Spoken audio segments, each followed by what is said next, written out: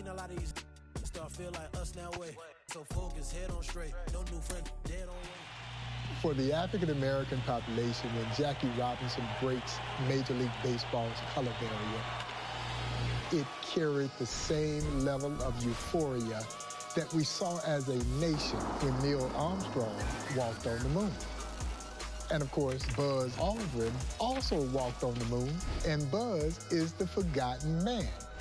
Larry Doby would sign with Cleveland literally just weeks after Jackie Robinson breaks the color barrier with the Brooklyn Dodgers, and Larry Doby is the forgotten man. Larry Doby went through just as much. Some may even argue even more than Jackie because he was playing in the American League. And the American League wasn't nearly as liberal as the National League. When he walked into the locker room with Cleveland, no one would shake his hand. When he stepped out on the field, no one wanted to warm up with him. Larry Doby was 23 years old, thrown into a powder keg of racism. Yet Larry Doby had the exact same pedigree that made Jackie the right one to be the first. College educated, had served in the Navy during World War II, was an outstanding baseball player for the Negro League's Newark Eagles. And it didn't take long. Larry Doby never played a day in the minor leagues. He went straight from the Newark Eagles over to Cleveland. And in 1948, he and the old man, Satchel Paige, helped Cleveland win the World Series. The Cleveland Indians triumph over the Boston Braves, and the 1948 World Series is all over.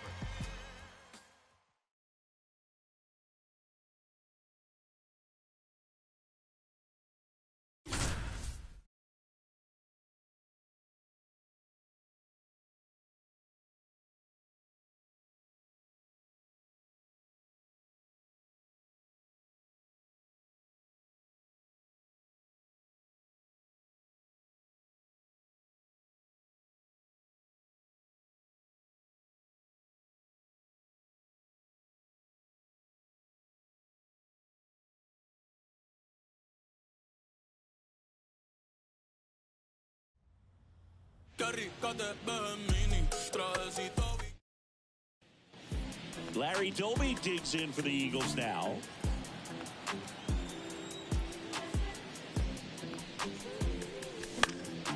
Foul ball there.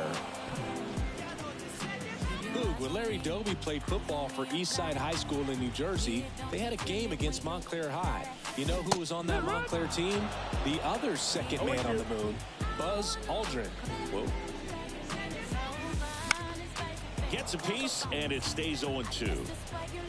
That high school game with Doby and Aldrin was actually at Hinchliffe Stadium, which was also one of the home stadiums for the New York Black Yankees. Doby played there in 1943 and went 2 for 5 with 2 doubles for Newark. This one in the air, center field. Newman moving under it. Calls it in, 2 away. The pitch. In the air, left field. And that's going to get into the corner. The throw into second. And that's a leadoff double.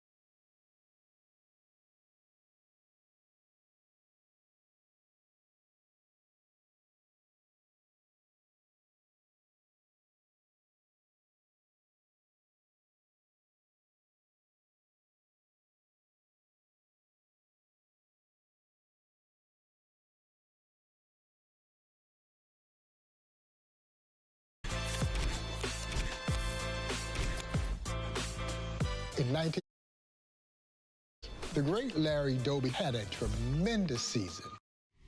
He helped Newark win the Negro Leagues World Series.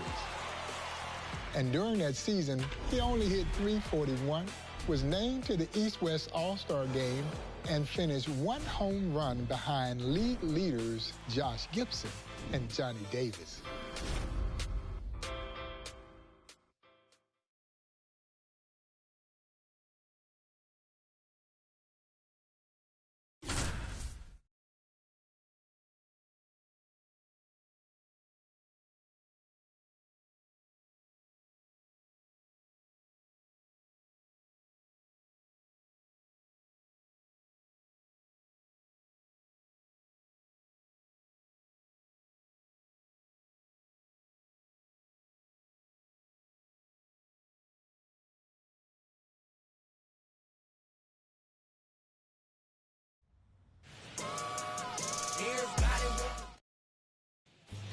Larry Doby steps in with a runner on and nobody out.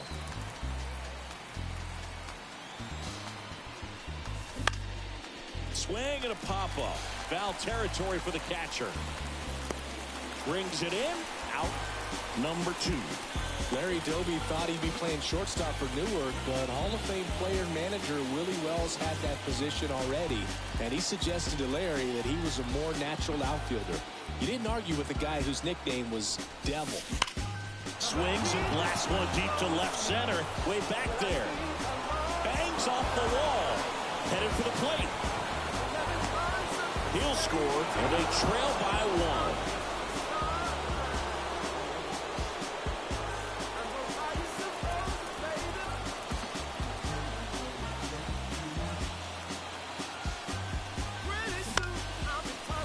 Fouled off. During World War II, Doby played for the Great Lakes Naval Station's black baseball team, and he hit .348. He also had basketball and football teams, but only the football team was integrated. Hall of Famer Marion Motley was the star. The run comes in from second, and they take a 2-run lead. Not in time. He's got a double.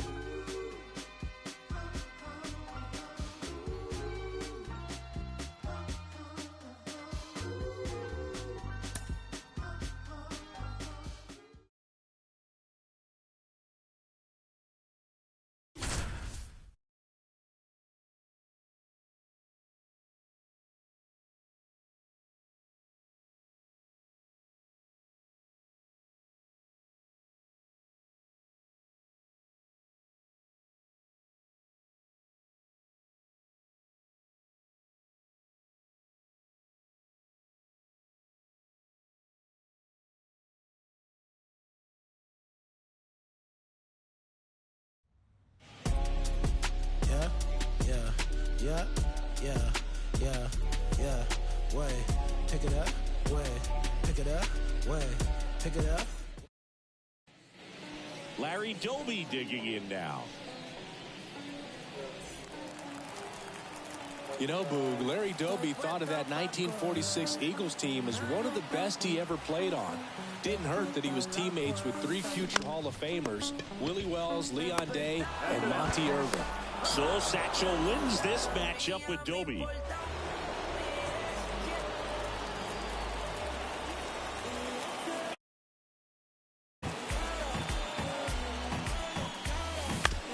Right side, O'Neal handles this one. Steps on first for the out. There was one more Hall of Famer on that 1946 Eagles team, Siggy. Manager Biz Mackey. He was 48 by then, but still played 10 games for the Eagles as a catcher. First pitch, not close.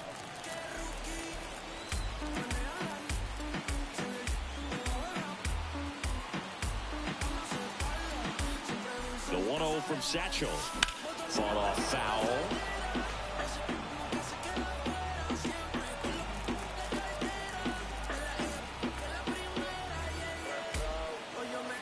Two outs. Pop up here, third base side, under it. And that is that.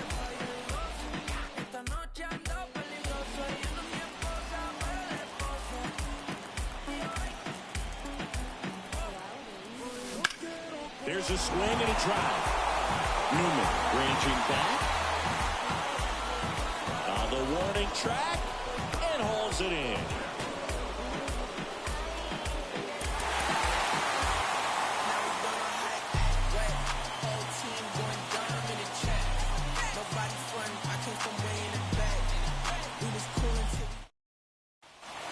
Larry Doby steps in to take on Satchel.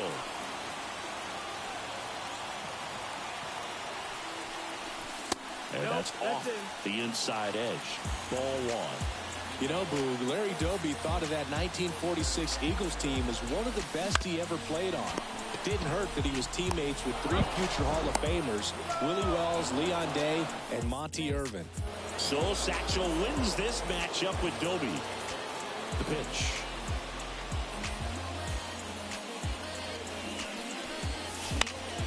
And that one fouled off. He's been pitching well, but we'll see what kind of adjustment the hitters make this second time through the order. We'll know if he's got really good stuff in this one or not. Swung on, belted. That's back there. Goodbye, home run.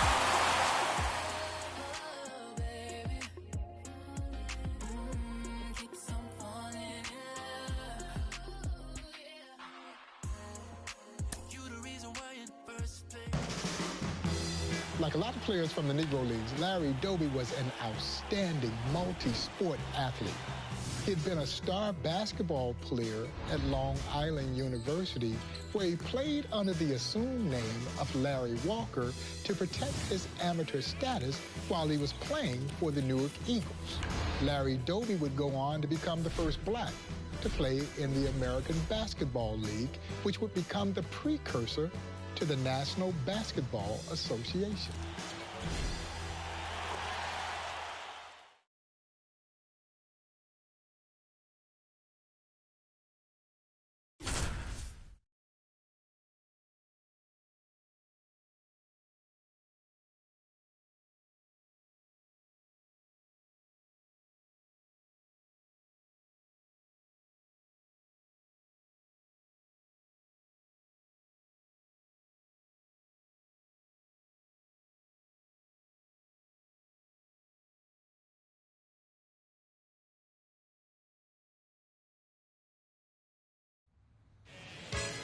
This is it, what? Lucchini pouring.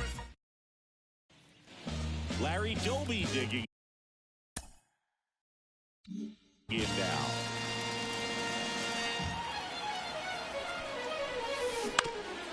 Swing and a ground ball up the middle. That's a base hit. And they strike first as they take a 1-0 lead.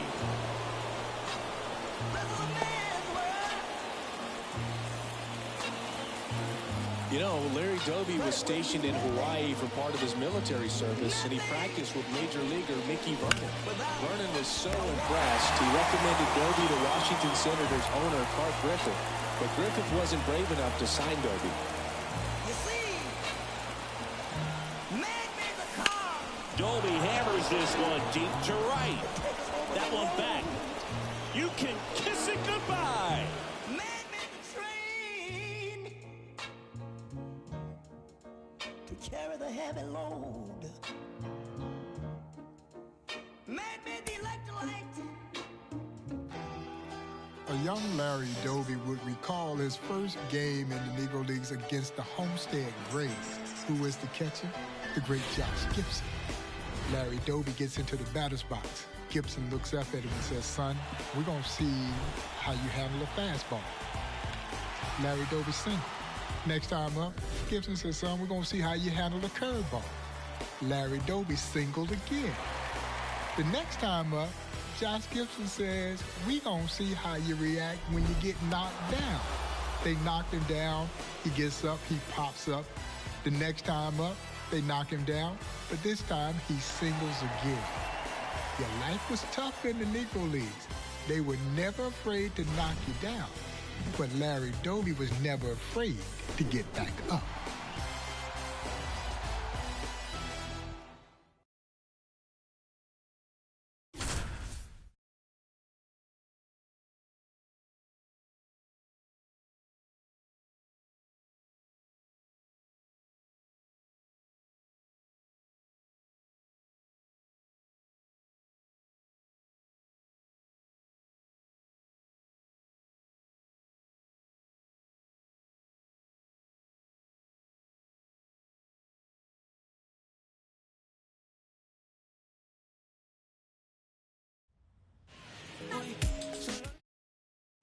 Larry Doby digging in now.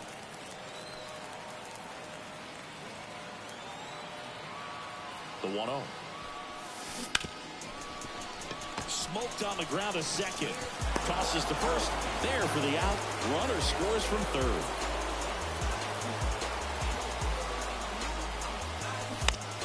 On the ground, right side. On to Buck. And they get Doby for the out. And that will end the inning.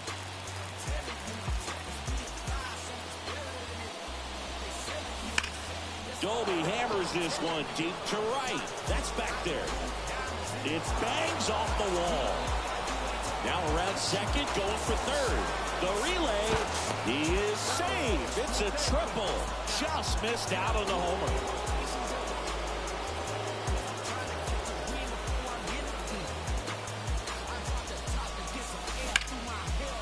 Here's a rip to short, but he's there for the third out. So up next, Larry Doby.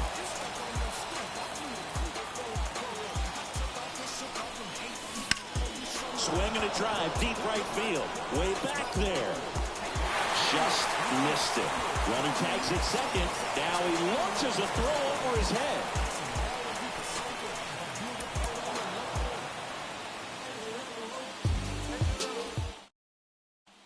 Larry Doby now at the plate.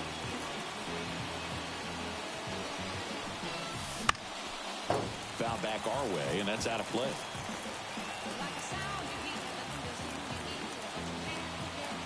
And a 1-1. That's towards center. Makes the grab. Runner tags for home. Run scores easily, and it's 1-0. Larry Doby took a lot of pride in breaking barriers. He said he hit better in Washington and St. Louis because that's where the parks had segregated seating, so he could tell where the black fans were cheering him on from. Clobber to right field, way back, gone.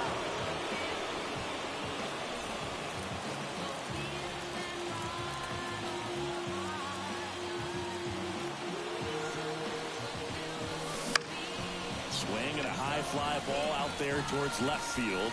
Sanders puts it away, and that is that.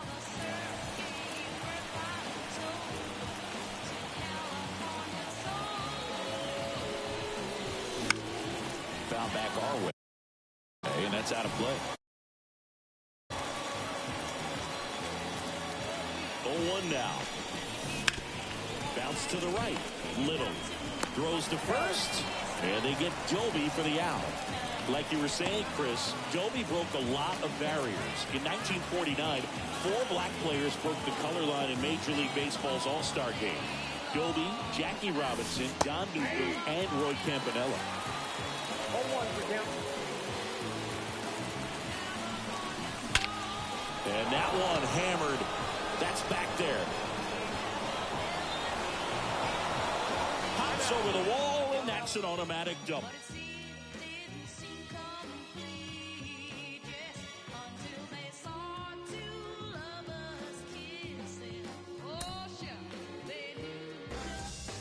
If you want an indication of why Larry Doby was the second man to walk on the moon, well, when he gets called up in 1947, he was only hitting .414. Over a decade-long major league career, 9-time All-Star, the first African-American to lead either league in home runs in 1952. He also led the league in runs scored that season. He would go on to become the second African-American to manage in Major League Baseball, only behind the great Frank Robinson. He would become the first to win both a Negro Leagues World Series and a Major League World Series on his way into the National Baseball Hall of Fame.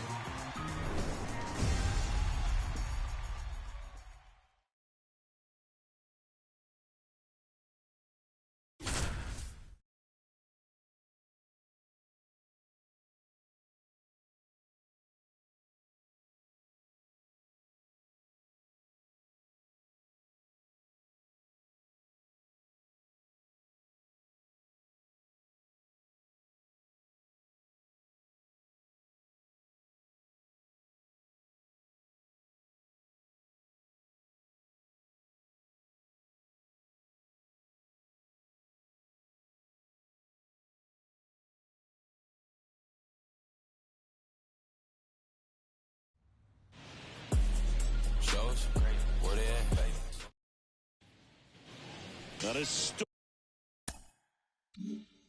moment as Larry Doby digs in for his Cleveland debut.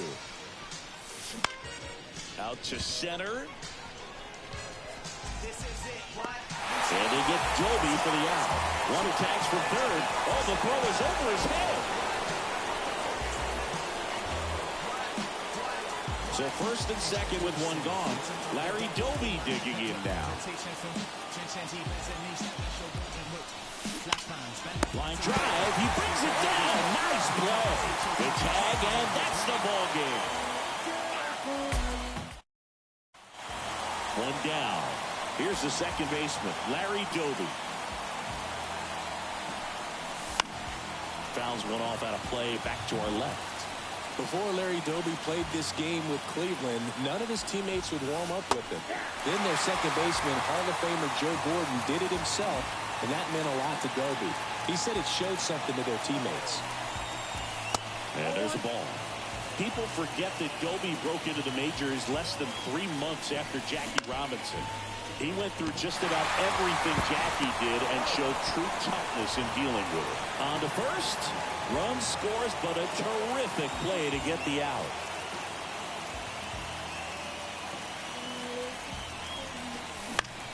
Lifted to left, and that should do it. Ball game.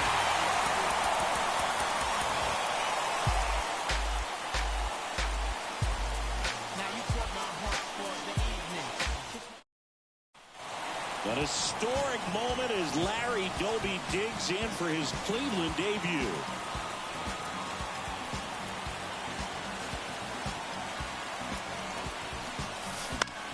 In the air out to center. Fox under this one. He's got it. Runner tagging from third. He's in on the sac fly. It's 5-2.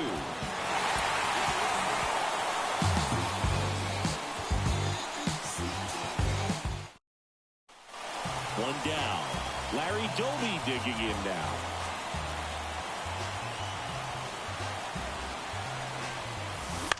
Fouled off left side.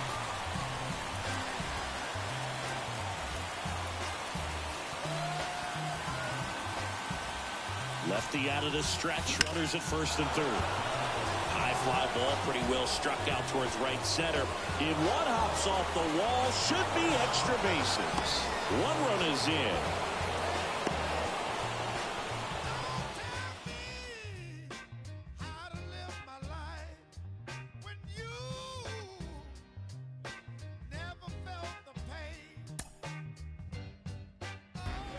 The legendary Jim Mudcat Grant, the first African-American pitcher to win 20 games in the American League. He was a roommate of Larry Doby when he was with Cleveland, and Mudcat was in awe of Larry Doby.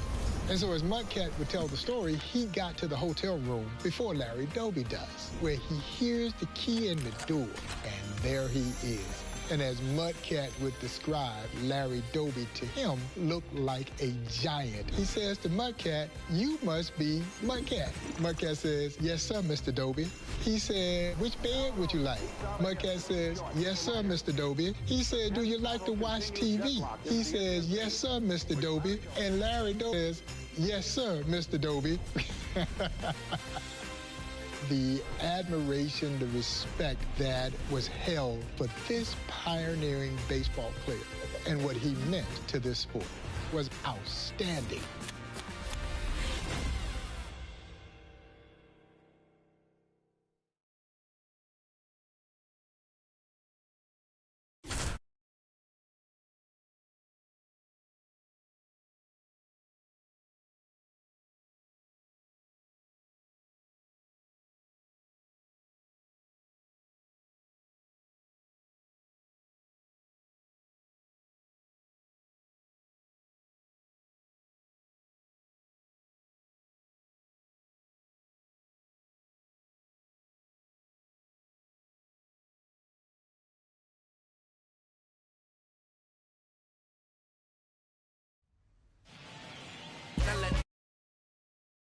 Want to say it again, yeah, we make them want to say it again. The star center fielder Larry Doby digging in for Cleveland now.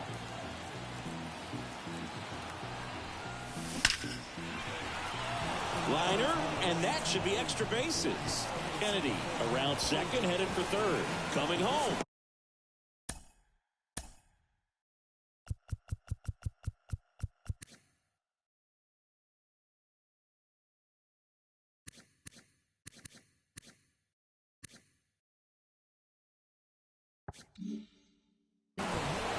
He scores, and it's 1-0.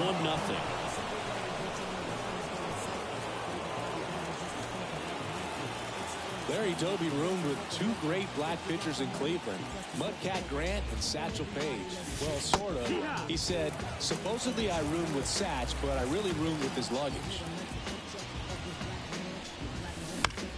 Deep drive down the line. Foul ball.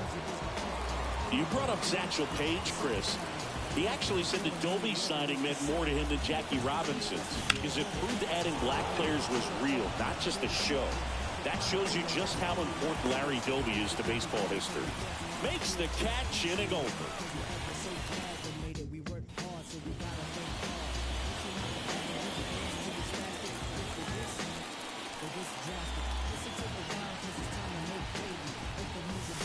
Ball one there.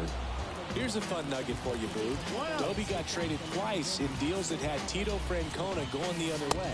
Tito's son, of course, is Terry Francona, who managed Larry's old team in Cleveland for more than a decade. That one ripped. And it's off the out-of-town scoreboard. The throw in, not in time. He's safe. And a run comes in to score.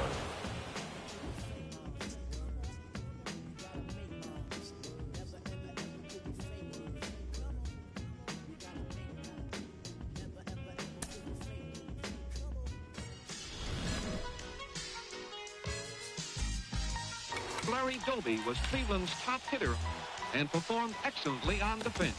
In a trailblazing career, Larry Doby is still the forgotten man. As I remind our guest here at the Negro Leagues Baseball Museum, Larry Doby too suffered tremendous indignities as he integrated with Cleveland in 1947.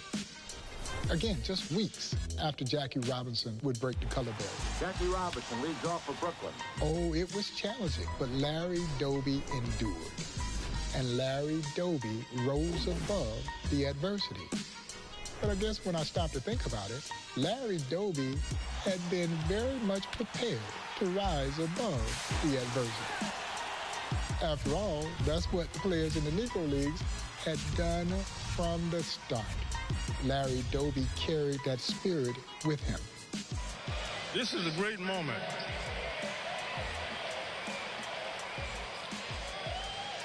All the struggles that I've gone through and other players of Afro-Americans, this is a reward for all of us.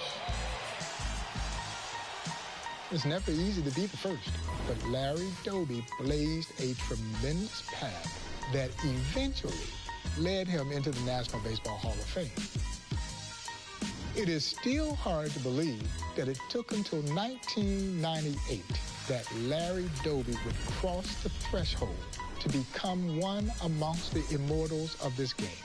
But I guess better late than never for this amazing pioneer and this amazing human being. This is it, what? Lucini pouring from the sky, let's get rich, what? The GG finds the sugar dimes.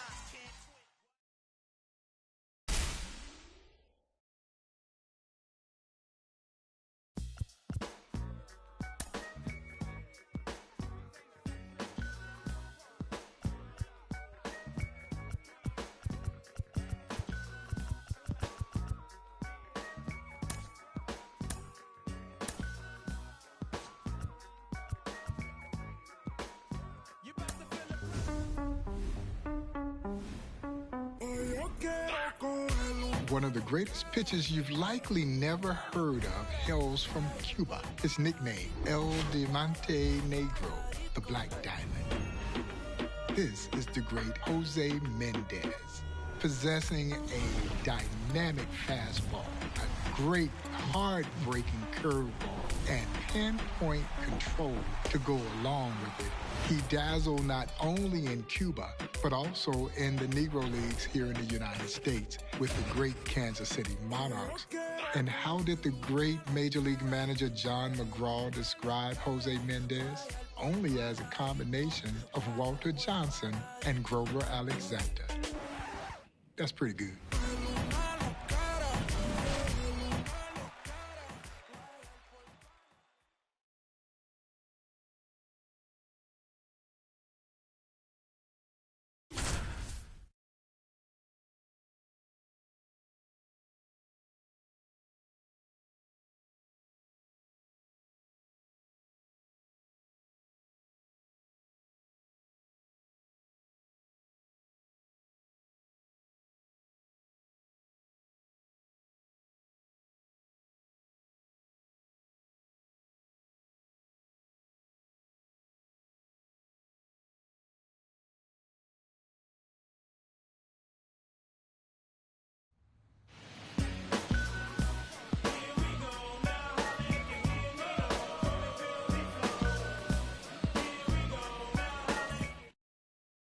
All right, ready to get underway.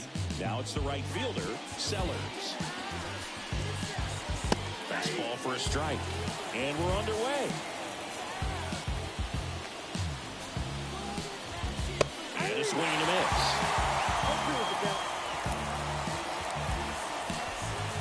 They got him swinging on the curveball. And there's one down. Sanders stands in now and watches strike one. Mendez, he's the kind of starter that a lot of pitching coaches and managers as well really appreciate. Not a guy who's going to get himself into trouble by dancing around, by walking guys. Foul ball, it stays 0-2. Yeah, he throws strikes, and he's got the command, be in the zone, be effective, but just moving the ball around, getting the ball back from the catcher booth, and throwing the pitch. One down, base is empty. In the air, right field. Smith under it. Puts it away for the out. Here's Digo. It's an interesting thing when you consider limiting walks. Is it more important today because of how many home runs are being hit? No doubt. Keeping guys off the base paths with the way the swings and the launch angles are today. The emphasis of hitting home runs is so huge. It's never been more important. That one the other way, and that's a base hit. Joey gets on base and keeps it going.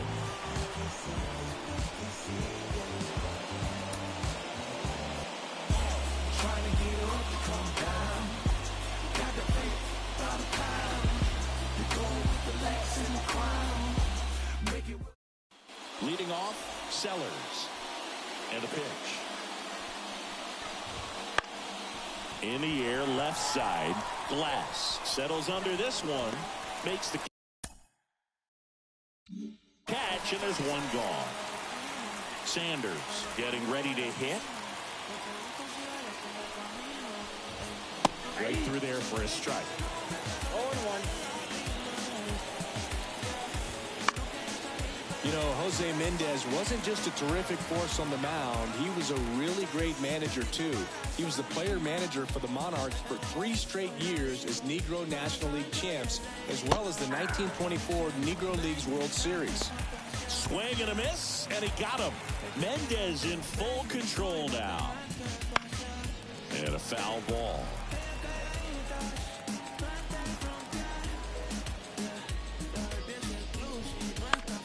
Swing and a ball popped up. Miller settles underneath it. Brings it in. And that is that.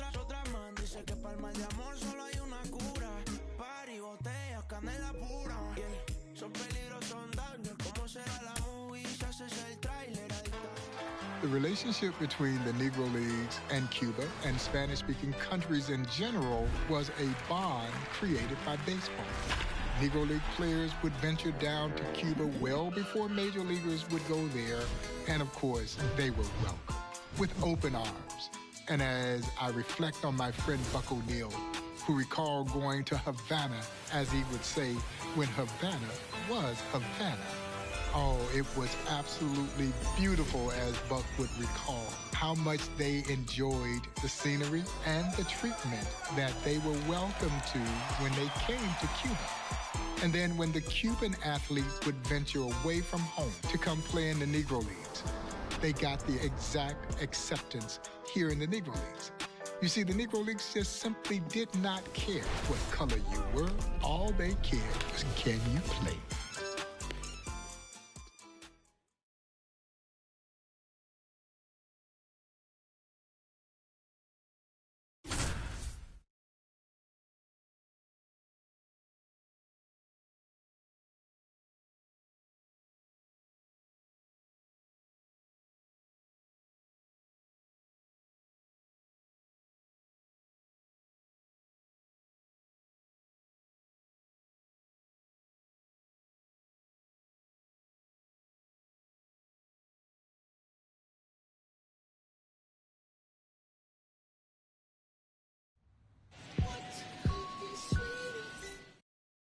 Back now at Southside Park. And now the right fielder, Sellers. And there's a strike. Good heater at 98. Such a long history of great players from Cuba, Boog, and not just in the Negro Leagues. Long before Jackie Robinson broke the Major League color line in 1947, Dolph Luke was an ace for Cincinnati and Brooklyn. He was able to play because of his lighter skin. Cuts and misses. It's a strikeout. Now a chance for Sanders. That one's in there, 0-1. You mentioned those pre-integration Cuban players, Chris. After the color line was broken, of course, that opened the door for more great Cuban-born players like Minnie Minoso, Tony Oliva, Louis Tion Jr., and Tony Perez. Swings and misses. The throw to first, and here this afternoon, two quickly away in the bottom of the first. Four, the next to hit, takes ball one. Next offering is in for a strike. Boog, you brought up those old Cuban players like Minoso and Oliva, but there are plenty of Cuban-born stars in the majors these days, too. Guys like Yordan Alvarez, Raisel Iglesias, Randy Arozarena, and Luis Robert Jr. are lighting things up in the show these days.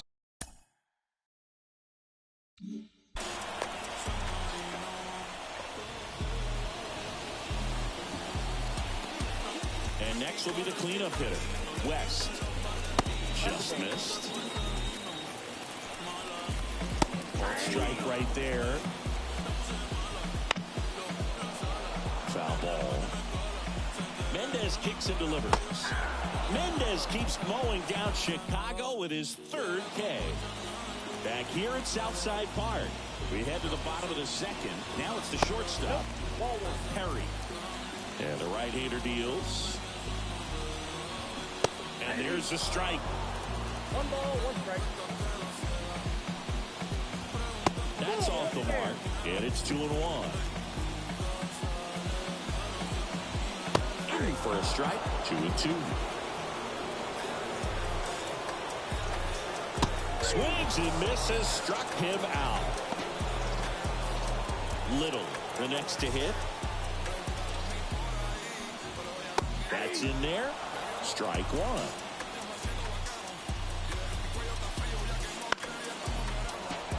Slap the other way, foul. That one 95 to finish him off. And now here is Newman.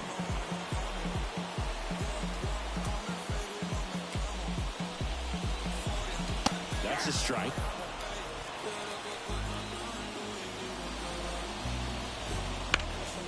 Lifted in the air, right field. Smith sizes this one up. He's got it, and that'll end the inning.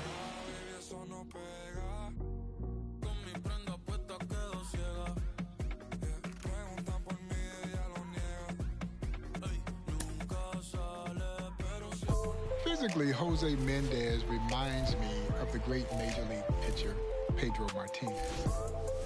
Built almost identical. He was a small man, wiry, long arms, long fingers, an arm much bigger than his stature. Blazing fastball, high-rising fastball with a sharp breaking curveball, and then you add the dimension of pinpoint control, he was virtually unhittable.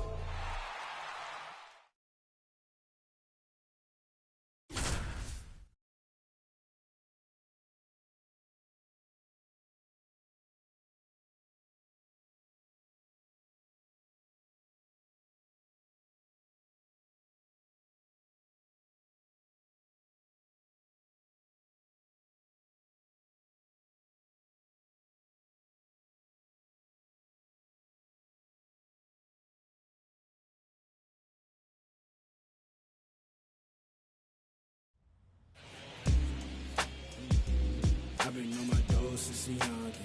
You should know that. With the tying run in scoring position at the bottom of the ninth. The batter will be the shortstop, Perry. High fly ball out towards left field. Glass on a dead sprint, racing back. Leaps at the rim, but can't haul it in. The tying run is in to score from third. We're tied at 1, and he makes it to third, winning run aboard. So digging in, Perry. And that's in for a strike. Swings and misses. And it's 0-2.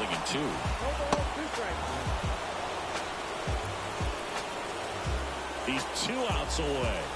Little will hit next. Right through there for a strike. Good eye in that spot. And fouled off.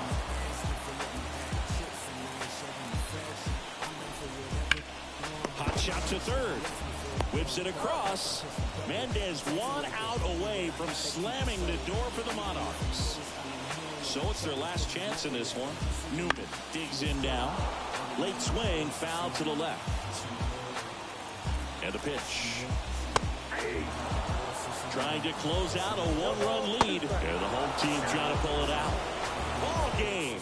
Mendez.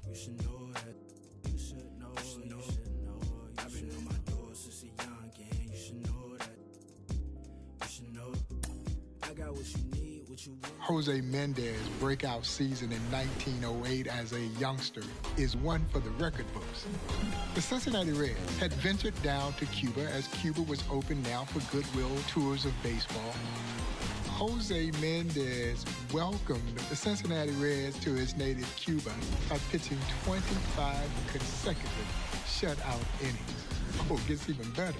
He would go on to add to that number, compiling 45 consecutive shutout innings against both minor and major league teams during that particular jaunt there in Cuba.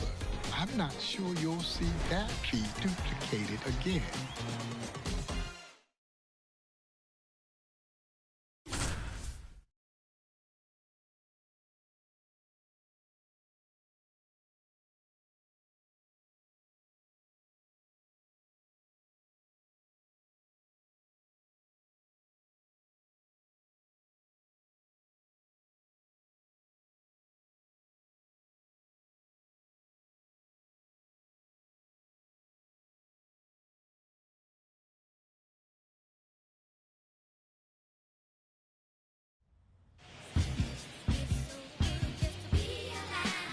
They want to sell my soul. Going once, going. And welcome back to the ballpark. Now the third baseman, Sawyer.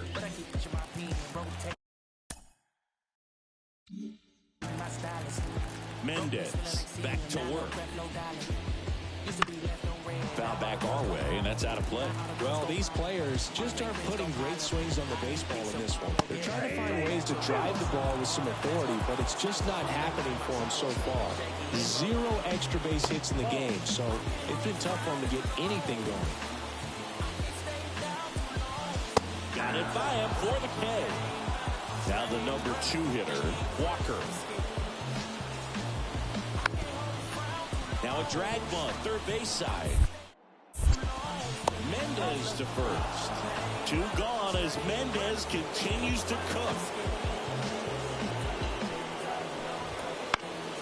And first offering is fouled off.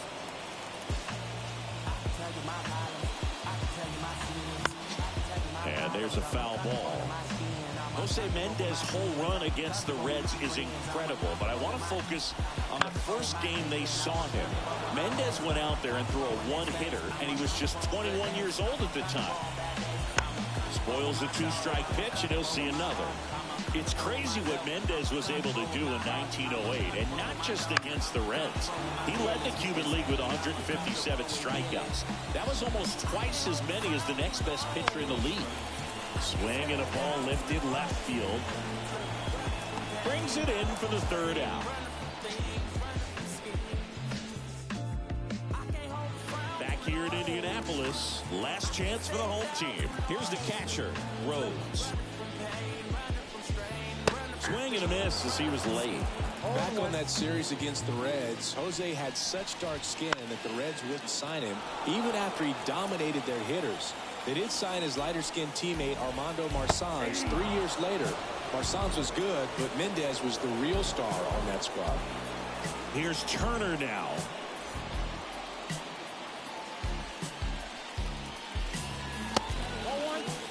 Well, it's been a very impressive outing so far. His command has been a big part of it. Even when he misses outside the strike zone, which is exactly what a pitcher wants. The 1-1 is fouled off.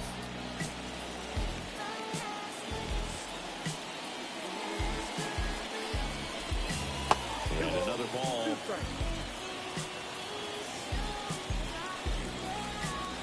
The punch out there. Now only 1 out remaining.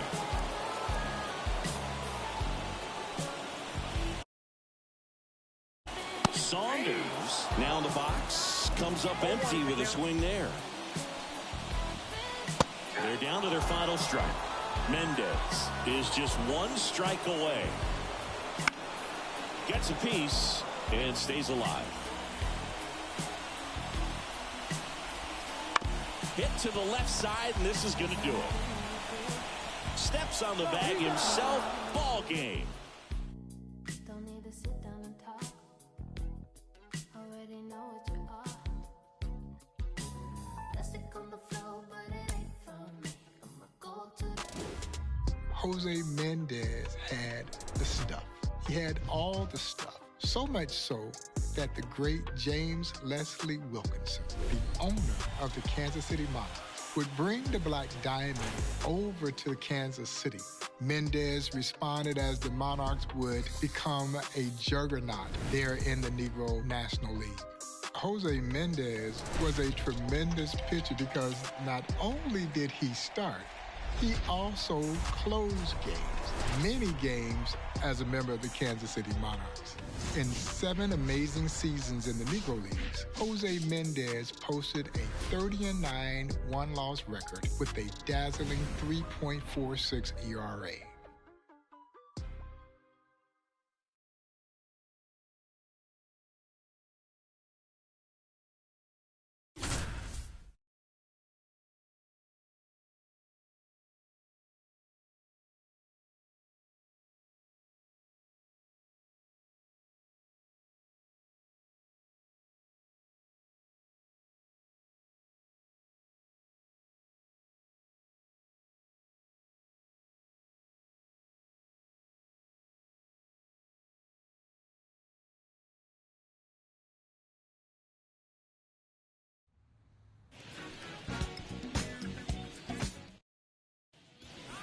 Drew Foster digging in now, and here it comes. That clips the corner. When Jose Mendez joined the Monarchs in 1920, he became the final piece of one of the greatest rotations in baseball history.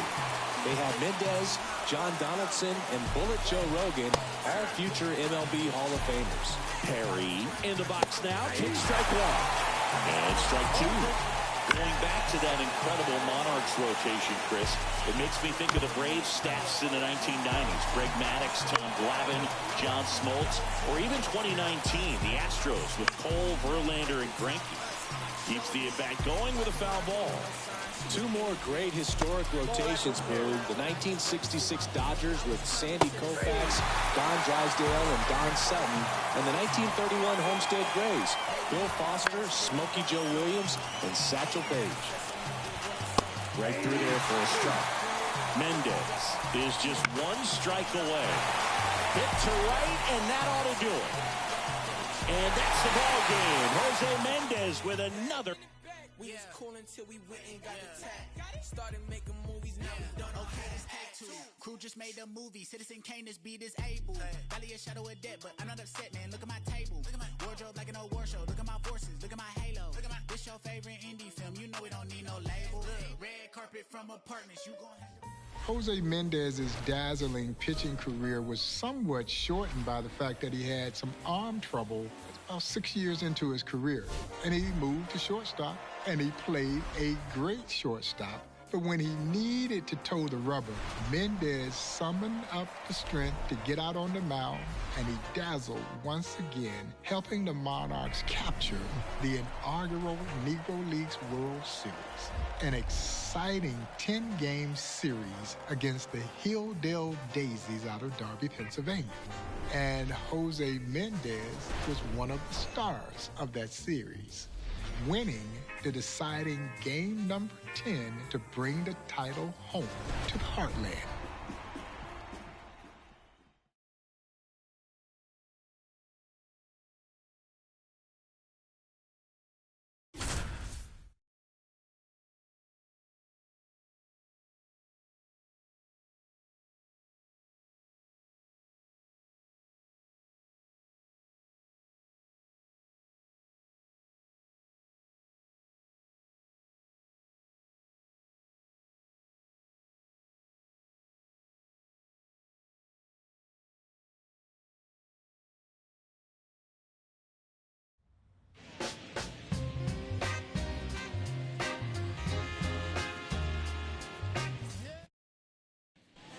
Jose Mendez stepping in now.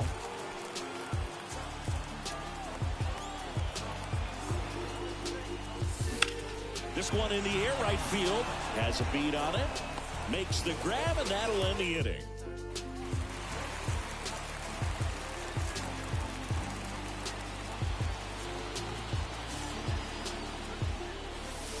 First pitch doesn't find the zone.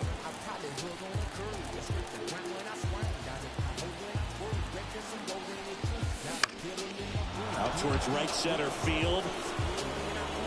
Base hit and a run in to score. Now the tag at second, and he's out, trying for two. They don't come much closer than that. Bang, bang play to end the inning. Here comes a pitch. Check swing. Did he go? Yes, he did. 0-1. Now 1-1. The pitch. Nope, at the ball. Righty delivers.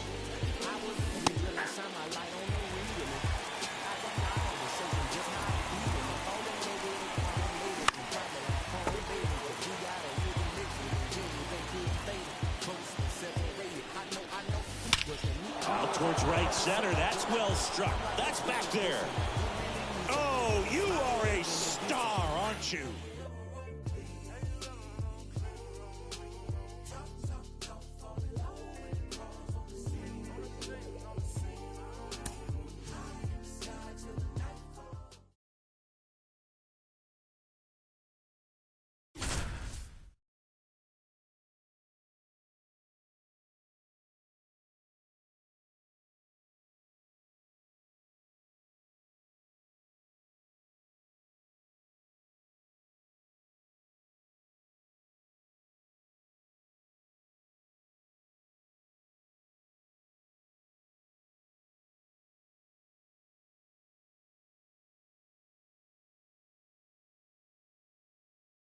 guess I'm falling in love.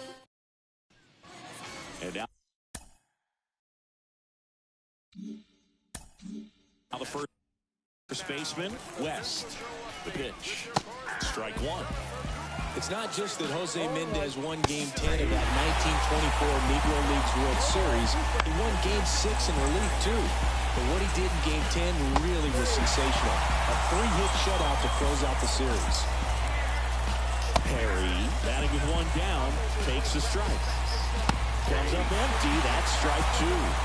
On that incredible Mendez performance in the 24 World Series, don't forget that he was in his late 30s, and Game 10 was played in Chicago in 30-degree weather. Jose Mendez was absolutely built different. And a swing and a miss. Jose Mendez just 1 out away from delivering the championship to Kansas City. You won. Sends it to center, and that's going to do it. It's over. Jose Mendez and the Kansas. Everybody at the label asking, will it bang? I say chill, just take a nope. Now let my people sing 10 G's a show. Wildin' out with Pretty Tony and O. Now let me hear it. Come on, we make them want to sing.